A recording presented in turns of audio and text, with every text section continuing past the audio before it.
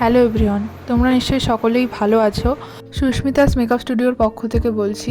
আজ কোনো content video নয়, আজ এমন একটা ঘটনা তোমার সাথে শেয়ার করব যা আমি আগে কখনো ভাবতেই পারিনি। তোমরা পান্ডুয়া স্টেশন দেখতে পাচ্ছ, আর তোমরা নিশ্চয়ই পান্ডুয়া স্টেশন থেকে রাধা স্কুলের দিকে যেতে শনি মন্দির পরে তার অপোজিটেই সুস্মিতাস মেকআপ স্টুডিও অ্যান্ড একাডেমির একটা ব্যানার আছে, যেটা তোমরা 3 বছর ধরে দেখছো।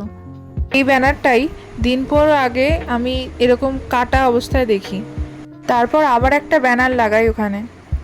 তার ঠিক 3 দিনের মধ্যেই আবার দেখি কে বা কারা এরকমভাবে ব্যানারটা কেটে নিয়ে যায়। একটা ব্যানার বানাতে ভালোই খরচা পড়ে, প্লাস আমাকে এই পজিশনের জন্যও রেন্ট দিতে হয়।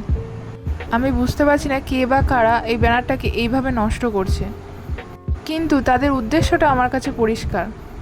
কেন কি বিগত 3 বছর ধরে ব্যানারটা ওখানে লাগানো ছিল, কিন্তু কোনো ক্ষতি হয়নি। হঠাৎ এখনই কেন এরকম শুরু হলো, তাও একবার নয় 2বার। আর প্রতিবারই দেখছি তারা ব্যানারটাকে এমনভাবে কাটছে যে ব্যানারটার কোনো মানেই থাকছে না।